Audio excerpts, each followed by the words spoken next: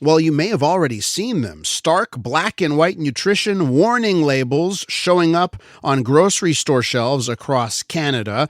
Though the official deadline is next January, some products are already flagged as high in sugar, sodium, or saturated fat. Health Canada says the goal is to help consumers make quick, informed choices. But there are critics, some say it may stigmatize certain foods and also overlook deeper issues like food insecurity. Let's go to Sylvain Charlebois. You know him and love him as the food professor from Dalhousie University. Sylvain, welcome back to the show. Well, thank you for having me. So what are your thoughts on extra labels on packaged foods? I just came back from Europe. They've got a system there, A, B, C, D, E, color-coded, very fancy. But I already knew Oreos were bad for me. I didn't need a label. So yeah. What's your Some take? people do, but yeah. I mean, it's just.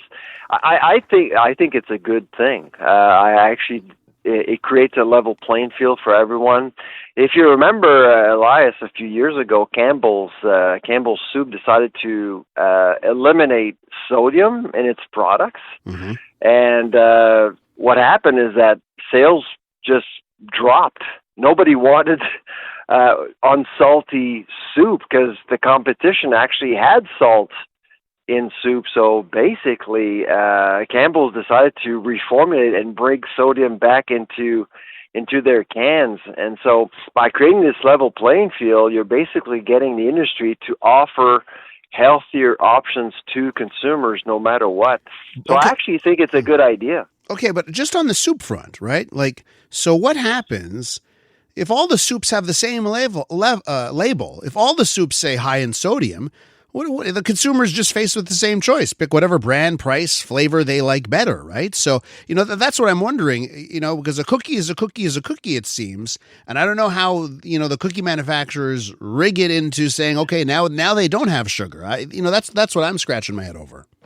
Well, so we've known over the last couple of years that the industry was going to have to comply to this new regulation. So it's actually going to be enforced as of January 1st, 2026. But we're already starting to see these labels. And, of course, most companies don't want these labels on their packages, so they've been reformulating the last couple of years. Uh-huh. And that's why we're progressively seeing better products on shelves. And so that's Can you give me an example of like a better product that's now on the shelf because of this? Well, I mean, so for example, I would say that in the center of the store, most canned goods basically had too much sugar, salt, and they've actually reformulated. If you don't see a label on a can, chances are they actually reformulated the product. Now, when it comes to Oreos, for example, I imagine they just can't get away with it. They just have to sell the cookie as it is.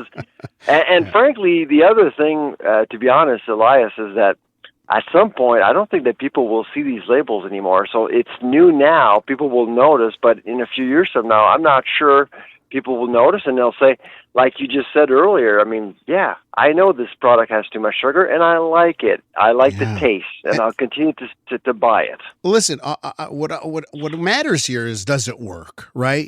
So if there's a boatload of evidence saying, hey, they did these labels, and it actually led to people getting healthier, then, I'd be more on board with this. But does that evidence exist? Or do these labels actually help long term?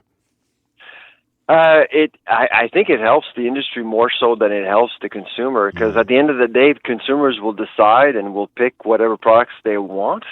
But what is likely going to change are companies looking at new products. Say, for example, your Mondelez or Procter & Gamble or your Unilever, and you're thinking about a new product.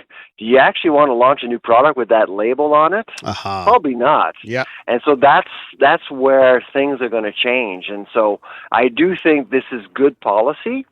And the only thing that I'm concerned about is that these labels are incredibly boring. I mean, you just came back from Europe. Did you notice the difference between our labels? So that's and and I mean, you know what? super Listen, boring. yeah, at least the ones in Europe have colors, and Exactly. I think it's easy. You know, I find it hilarious. They go all the way down to E. Like, man, if you're buying a product with an E on it, it's pretty bad, right? Because it's A, B, C, D. I thought they'd stop. Heart attack in a package. Heart attack in a package, right? Now, okay, yes, they look better, but you know, like Europe, I mean, that's an example of an area that overregulates seemingly everything, you know? So I also get taken aback by that and saying, you know, are these truly necessary? To me, it comes down to, is there evidence? And you know, remember when they started to put the calories on menu boards at fast food restaurants? Like, you know, again, this is the heart's in the right place. Government says, hey, we want to make sure people are making informed choices, and they won't buy that meal if they know it's 1,200 calories. I don't know if anyone stopped, right? That's the, I guess, the heart of the question that I'm trying to get to. Well, I mean, at some point, after a while, you just don't see the number of calories anymore. You just walk in and order. And frankly, I wouldn't be surprised if after retail, we'll see these front of package labeling labels be implemented in food service as well. I wouldn't be surprised. So stay tuned. But I do think at the end of the day, informing the public, informing the consumer about what they're purchasing is a good thing. And labels have to be very, very simple. And those labels are pretty simple to understand. Yes, that's true. I mean, it's maybe as simple as it can get. We're with Sylvain Charlebois. You know him as the food professor from Dalhousie University. We're talking about these new labels that have cropped up on our packaged groceries. Okay, Sylvain, I also wanted, because I think it all comes down to these stories of governments trying to influence how and what we eat, right? In Newfoundland, they had a sugar tax, a sugary beverage tax.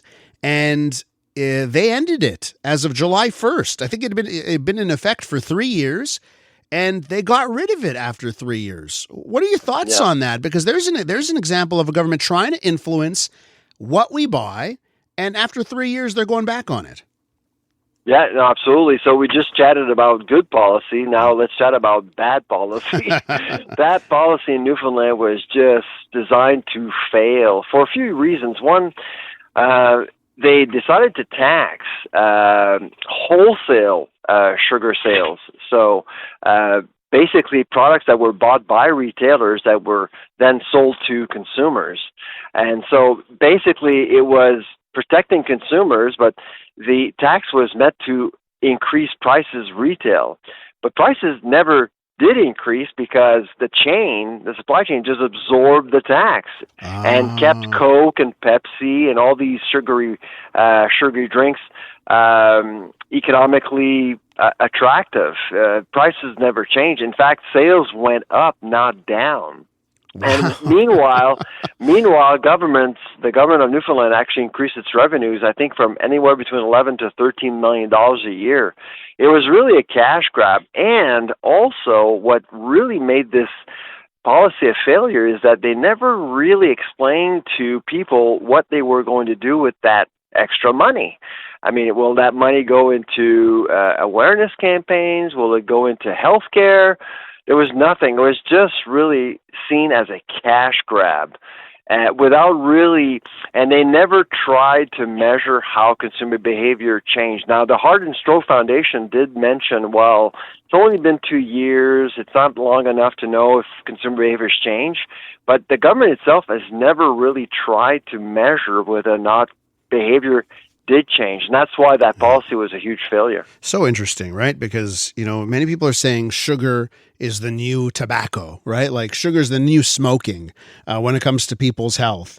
So, you know, you wonder if there is a way to try and influence people when it comes to their consumption of sugar. But here's the deal, Elias. Yeah. I mean, basically, people are drinking less sugary drinks. Why?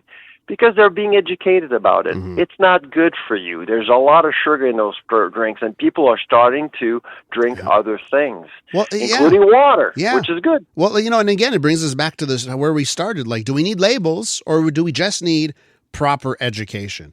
Exactly. I got to leave it there. I want to thank you so much for coming on this morning. All right, you take care. Bye-bye. There you go. That's the one and only Sylvain Charlebois.